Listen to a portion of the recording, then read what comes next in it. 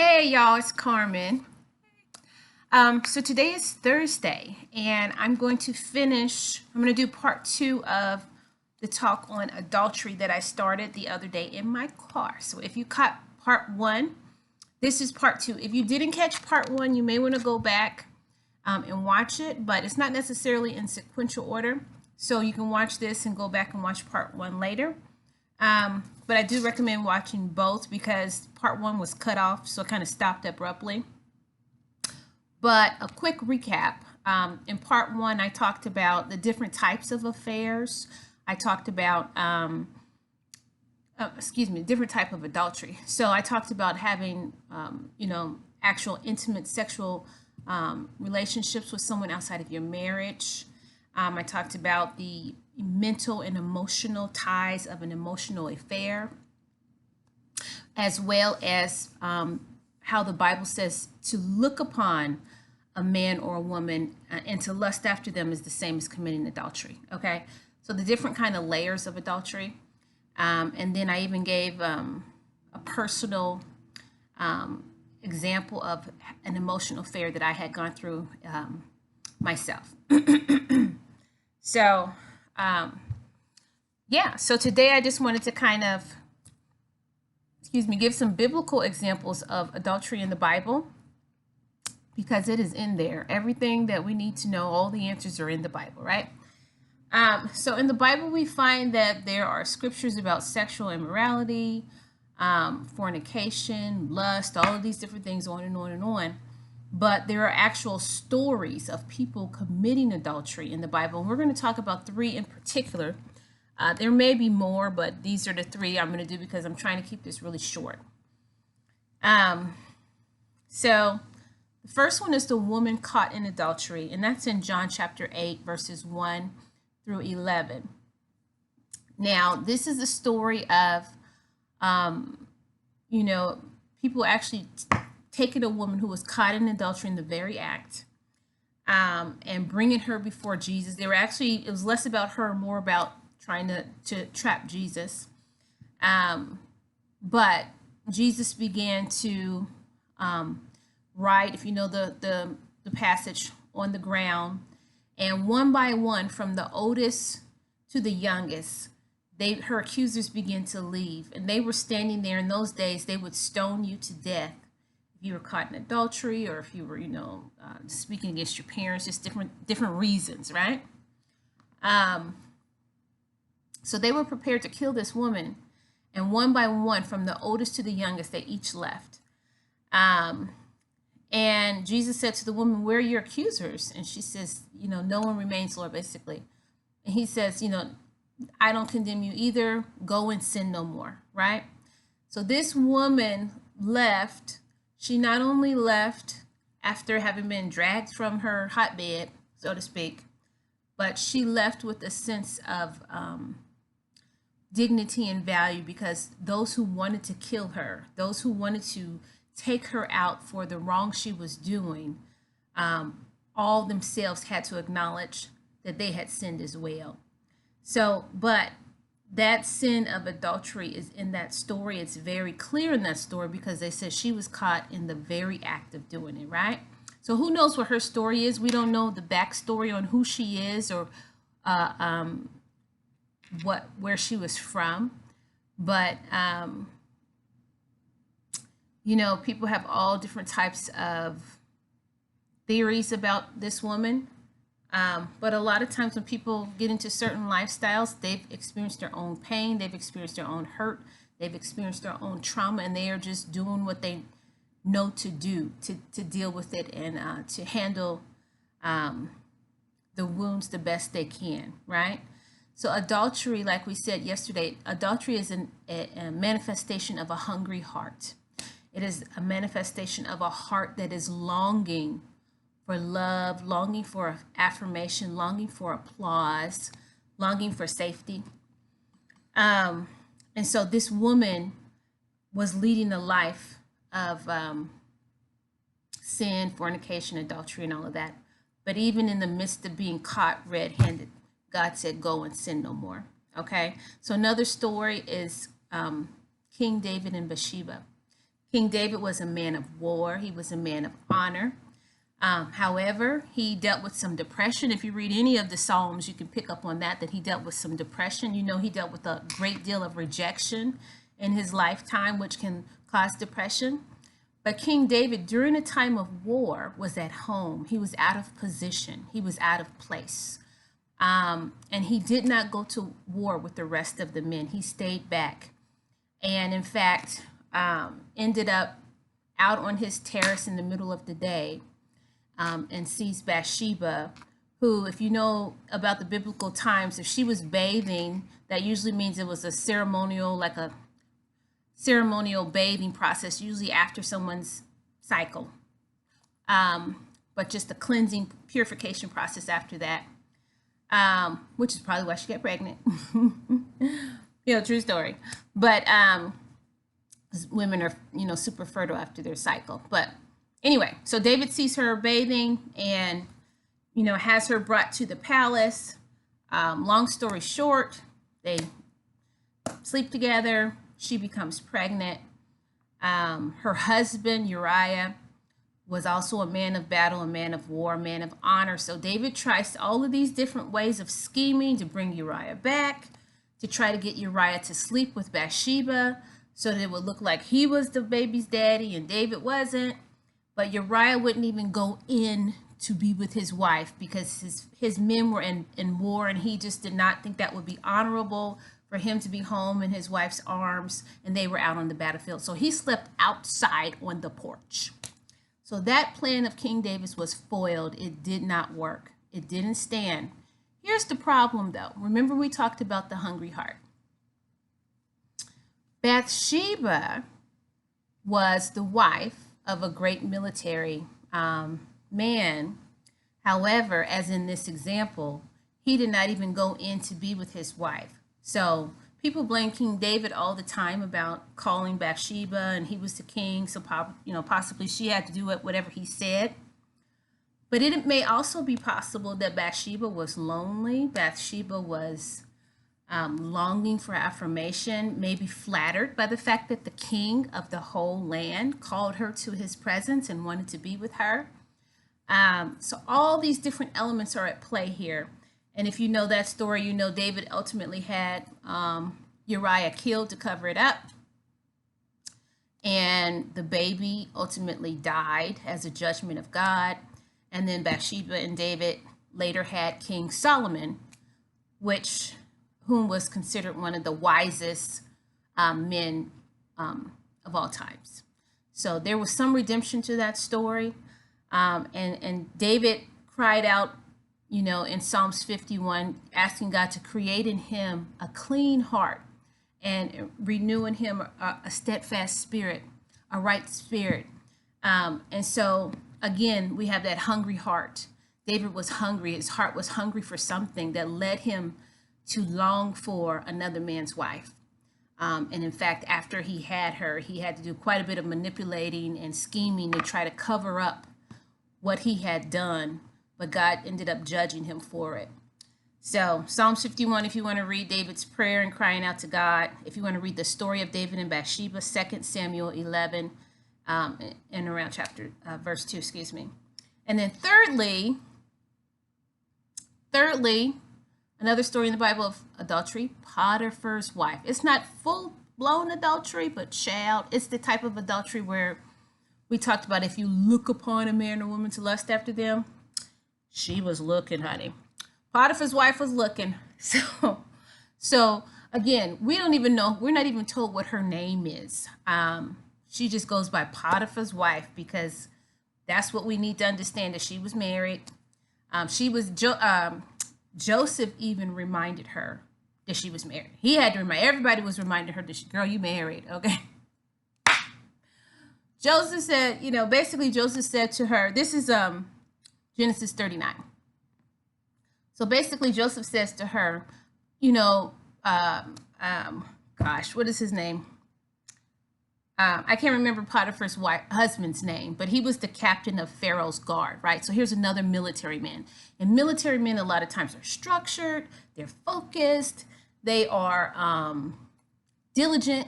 to get things done, and they just want order. They want it done a certain way. But he must not have been tending to his own house, if I'll say it that way. Maybe that's part of it. I don't know. Maybe that's part of it. But Potiphar's wife, we don't know if she was older than Joseph, if they were the same age.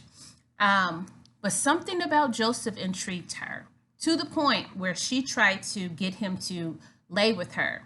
And she schemed on it. So she had to be thinking about this for a while, because what the Bible tells us is there was one time that Joseph came into his master's house to do his regular work, and everybody was gone. Okay, she had cleared the whole place out. Like, she was setting this up right. She had the setup ready to go. Okay, but Joseph was having no parts of that, because he said, how can I, my master's basically giving me anything in the entire kingdom that I want but you, because you are his wife. Reminding her again, you are his wife. He said, I can have anything I want but you. Potiphar's wife, whatever your name is. And she was not having any parts of that. She wanted Joseph. And again, yesterday I talked about, in part 1, we talked about how sometimes people that are in lust, they have that hungry heart, they have an adulterous heart. It's not even that they want to be with you. Chances are slim that she wanted to become Mrs. Joseph, because Potiphar was the king's captain of the guards. Potiphar had it going on. Potiphar had money. Potiphar had a palace. Potiphar had servants. Potiphar had it going on. But what Potiphar wasn't doing was tending to his wife's heart. Okay, he wasn't making sure they were in unison and they were in one accord, and that she was fulfilled in those ways. And so what happens is, here comes Joseph, and something about Joseph ignites desire in her hungry heart, whether it's the fact that Joseph is brilliant, maybe Joseph was fine, maybe Joseph was nice, who knows what it was, but whatever it was enough to cause a lust in her that caused her to begin to scheme to get this fella, Mr. Joseph, cleared out the house, gave the servants the afternoon off, and she had plans to get to know Joseph a little better. So we talked about in part 1 how a lot of times people, when they are lusting after you, they don't want you, they just want to be with you. They want to have that experience, have that moment, have that time of fellowship, so to speak. But after that, they want to go on back to what they were doing before. But you have to count the cost of what that moment will cost you. What will that moment cost you if you follow through on it? Had Joseph stayed, I mean, he ended up in jail anyway, so it's like, but had he stayed, had he followed through with that, maybe he would have lost his life. And Potiphar found out, maybe he would have lost his life, and that dream Joseph had would have come to a swift end. And the call of God on his life to save his family, everybody would have suffered because of his decision to follow through on Potiphar's wife's lustful desire. Okay, so when you are faced with an adulterous situation, a temptation, you really can't just feel what you're feeling. You have to step outside of what you're feeling, step outside of the emotion of it, step outside of the excitement of the applause, somebody cheering for you, somebody thinks you got it going on, somebody thinks you're cute, somebody thinks you're brilliant, whatever it is. Step outside of that and say, okay, so if something actually did happen, what would that look like on the other side of that? What would that look like for my family? What would that look like for my ministry, my destiny moving forward? What would that look like? What would be tied to my name as a result of that? David had a baby out of his affair. Who knows? Joseph could have lost his life. His family could have died. On and on and on and on. Okay, our first story, the woman caught in adultery. They didn't bring the man. They just brought the woman. A lot of times, unfortunately, especially in the church, it's the women that get it pretty hard. And especially in leadership, when the men of God are falling, they blame the women. Oh, she's a Jezebel. Oh, she's came here to ruin the church and take the pastor and this and that. But I'm sorry, that's not always true. And frankly, Jezebel can be male or female if you know anything about spiritual stuff. So, adultery in general is something that is consuming, and it can be all consuming if you don't get a hold of it. So again, yesterday we talked about having accountability. Who can you talk to? Who can you tell that you are having these thoughts, having these desires, wanting to meet someone in secret, going behind your spouse's back and texting someone, or looking at photos late at night, or people inboxing you inappropriate stuff? Who can you tell so that you are not just the only one wrestling with the weight of this thing and the weight of that temptation, but you have someone else that is helping you, praying with you, holding you accountable, like, hey man, you good? Did you talk to Jennifer? Or y'all had any communication? Or sis, I haven't heard from you in a while. You been on any dates, so to speak? So I had that when I was dealing with my situation. I had people that I gave permission to call me out. I gave them permission to check me if they sensed anything in the spirit, or if I got quiet and I wasn't, divulging information. But you really, really, that's huge. Accountability is huge. Repentance is huge. Asking God, like David in Psalms 51, create in me a clean heart, oh God. I mean, he poured his heart out in Psalms 51. And I encourage you to go and read Psalms 51. Create in me a clean heart, oh God, and renew a steadfast spirit within me, a right spirit. Your spirit, your heart. Remember we talked about the hungry heart. When your heart is hungry, it's going to want to be fed. And the devil will go out of his way to bring someone into your path that is more than willing to spoon feed you whatever you're hungry for. If you're hungry for somebody that's beautiful, if you're hungry for someone that's powerful, if you're hungry for affirmation, if you're hungry for affection, child, you better know he got all that at the store. And he will package that up and put some shiny lights on it, because remember, he's the angel of light. He will put some shiny lights on it and send them right down your path. And if you are unprepared, a lot of times it will end in some type of fall. So the goal is to be prepared, because, like I said, in life you're going to have temptation. As long as you are living and you are living around other people, there are going to be temptations. Being married in the world to the same person for year after year after year after year after year after year after Lord, you're going to come across temptation, okay? Because they're just true story. There are going to be other people you're attracted to. It don't mean you want to have an affair with them, but there's just other people that you have things in common with, or you are intrigued by their personality, or you just think they look good, and they do. It's just a true statement, like they just are attractive. Whatever, but that doesn't mean something's going to happen. Okay, so just real life, you do need to learn how to live in a world that you're going to be interacting with other people for, and know how, when those triggers flare up, when you do feel yourself getting drawn away, how can I suppress, or not even suppress, but surrender those feelings to God. And one thing I didn't talk about yesterday was accountability, not just to an accountability partner, but accountability to your spouse. Are you telling your spouse what you're dealing with? Are you keeping secrets from your spouse? Because that's never good. That's never a good thing. And I can remember in a dating relationship finding out some information about something someone was doing. And I asked them about it. And, sure enough, yes, they were doing that. And it really bothered me, because I was like, well, why didn't you tell me? Why did I have to find out all after the fact? And then why did I have to come to you to get the information? I don't really do that. I'm not trying to play judge and jury. I'm grown. I want to be in a grown relationship. And so I expect if there's error on your end, you bring that to me and we deal with it. But to have to play Sherlock Holmes and investigate and figure everything out, and then you just surrender the answer yes, that's too much work, and it also causes a lack of trust in the relationship. Okay, so it's better to be upfront and forthright with your spouse. Listen, nothing happened.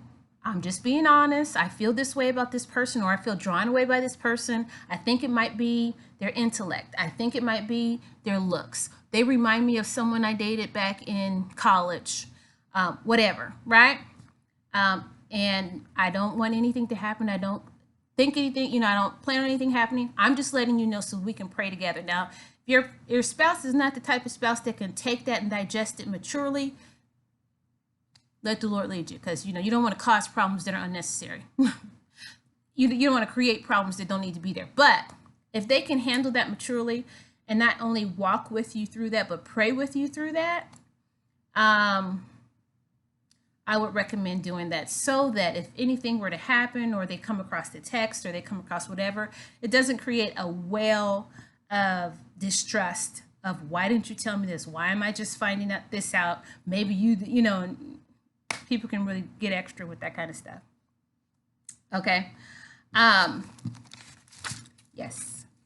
So the other thing, outside of accountability, repentance, dealing with adultery, is the tie it creates in your heart. So whether it is an emotional affair or a physical affair, it creates a bond. And that bond has to be broken in the spirit once it's created. So some people call it a soul tie, but it creates a bond that you will continue to think about this person. You will continue to desire this person. You will continue to long for this person until that bond is broken. And that has to be done at the feet of Jesus. I mean, you have to go to the throne room of God, the altar. You have to ask God to forgive you, to cleanse you, like David was saying, to wash you out, cleanse you out, to if you did do a sexual sin, to just forgive you of that, and almost sterilize your heart, if you will. It's a funny statement, but it makes me think of like a baby bottle. We would sterilize our baby bottles years ago. I don't know if women still do that, but you take the bottle, you put it in some hot boiling water. It takes out all the bacteria, okay? So cleansing out your heart to the point that none of the residue of that relationship is still in there. None of the residue of the lustful talks, or the sexual encounters, or the interactions between the two of you is still in your heart, and that your mind is being renewed by the reading of the word, by your confessions, such that your focus and your thoughts are not towards that person, but back towards your spouse and back towards God. Okay. And another point about accountability with the spouse: if you have, sinned against your spouse, you really do need to tell them. You really do need to confess that to them, because it's unfair to cheat on your spouse and them not know. That is totally selfish to do that. Because what happens is, if you do that and you are around the other person, and the spouse is around the other person, you just never know if the other person will say something to the spouse. I've had people throw me shade. I mean, that's, saying something happened with my spouse, but just on different levels, people have thrown shade, and you don't know where it's coming from. You're just like, what's wrong with them? But that is something else. It's some type of interaction that has happened with your spouse and them, or them and your spouse, and now they feel uncomfortable around you. So that's how you end up pulling your wife or your husband into your mess, especially if they are around the person that you have had this interaction with. Okay, so just kind of walk clean as much as you can. Empty out your heart, confess your sins, and ask God for healing and redemption. Okay. Now, the other thing is, with adultery, there is a wild card out there. People use Hebrews 13:4, which says the marriage should be honored by all, and the marriage bed kept pure. I think another version says the marriage bed is undefiled. Now, people take that and kind of run with it. And I have heard some stuff, even in the church, where like people are, husbands are trying to get their wife to watch pornography, Christian men and women, or they're trying to invite somebody else into their marriage bed because the marriage bed is undefiled. No, ma'am, and no, sir. No, no. That is adultery, and that is a no in the kingdom. So you can't, saying the marriage bed is undefiled doesn't mean you can do whatever you want to do outside of the biblical parameters of one man and one woman, right? That's saying and meaning something altogether different. It's a covenantal covering of being pure, and the marriage bed should be kept pure. So the undefilement is the fact that there is a blessing over the covenant of marriage, not you can just do whatever you want to do because you're married. That's not true. Okay, so just clearing that up. Again, I'm not a Bible scholar. I didn't go to seminary, so check it for yourself. Check the facts. Disagree with me if you want. That's totally fine. But yeah, so that's kind of just some of the things I wanted to talk to you about concerning adultery. Heart issues, longings of the heart, desires for affection, desires for applause, affirmation, respect, to be heard, to be seen, to be appreciated. Huge, huge. Needing time together, needing to have intimacy on a regular basis, huge in a marriage. Especially once children start coming, you kind of lose your identity as a couple sometimes because the wife now becomes the mom, and she's got little ones hanging off of her chest and on her hip, and her focus is divided. And sometimes the husband can feel sometimes jealous, and other times neglected. And then the husband goes off and gets busy with work, and the wife can feel neglected and sometimes jealous even of his job or his career choice. Okay, so staying in a place of communication with one another, staying in a place of intimacy and fellowship with one another, staying in a place of transparency with one another is huge. And I know all of this because I know it. Some by trial and error, some by, just flat out failure, child. Like, we didn't get that right at all, but this is what you should do. We didn't do it, but this is what you should do. Yes. So again, I encourage you to read Psalms 51. It's only 19 verses. But it starts out, have mercy upon me, O God, according to thy loving kindness, according unto the multitude of thy tender mercies, blot out my transgression. So David wanted to be clean. He wanted to be free from the sin that was clogging up his heart. And then you jump down to verse 10. That's what the verse I was mentioning. Create in me a clean heart, O God, and renew a right spirit within me. So that's our prayer. Whether you're dealing with lust, whether you are in an adulterous relationship, whether you're considering it, whether you've gotten out of one, but the residue is still in your heart and you need to sterilize your heart like we talked about those baby bottles, do the work. Do the work. Pray the prayers. Get the accountability. If you feel drawn away by a person, figure out what it is about them that is doing that. Count the costs. Remember, in part one, I talked about riding the bike all the way down the street. Don't just think about how good it would feel to be with them or how exciting it would be or how new the experience would seem. Ride that bike down the whole street. Once that action was done, once you felt it, once you tasted it, once you touched it, then what? Then what? Because you have to count the cost. There is a price to pay for sin. The wages of sin is death, but the gift of God is eternal life. Once you commit the act, then what? Follow it all the way through. Count the cost before you do it. Too many people do the act and then they have regret after the fact. But the wise person, through accountability, through prayer, is able to count the costs before that happens. So yeah, I would encourage you to do that. I would encourage you to, because what happens is you get into fantasy, You get into infatuation. You don't know the person on the deep level of, ooh, they got drama too. You know, the grass is just greener over there. They just look green, green and shiny. But you know they got drama too. They half crazy too. They gonna make you mad too. You around them long enough. So count the costs. Come away from the fantasy of it. Come away from the infatuation of it. The shiny lights.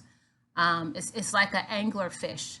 An angler fish is the fish that, if you've seen Nemo, like this light up here shining, and I think Dory was like, "Ooh, look at the light, look at the pretty light," you know, and they kept swimming up to the light. Look at the pretty light, look at the pretty light. And the closer they got to the light, they started to see that the angler fish, which is this fish with these razor sharp teeth, was right there with the light coming off of it like this, ready to eat them and destroy them.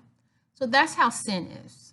It's shiny, it looks good, it smells good, it tastes good. Sin is fun for a season, but when it comes time to pay the price, that's when people start crying.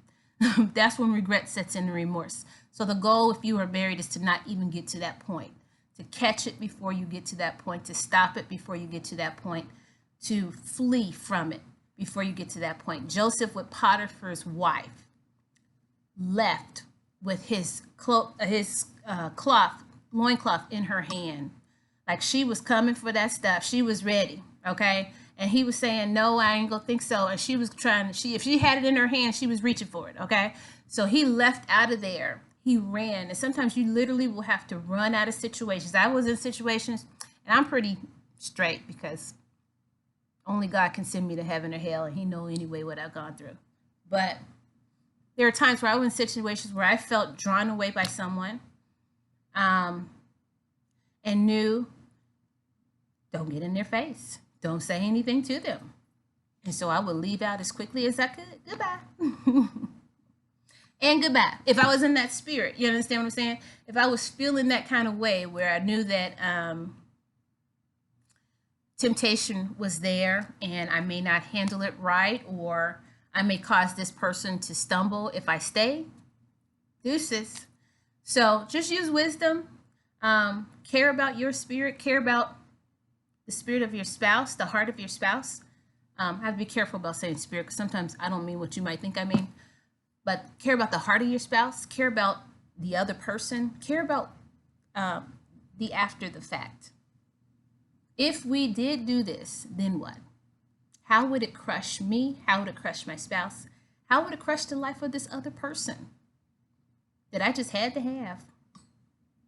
I just could not, not have them. I just had to have them. What would it do to their life? Because God cares about all parties involved.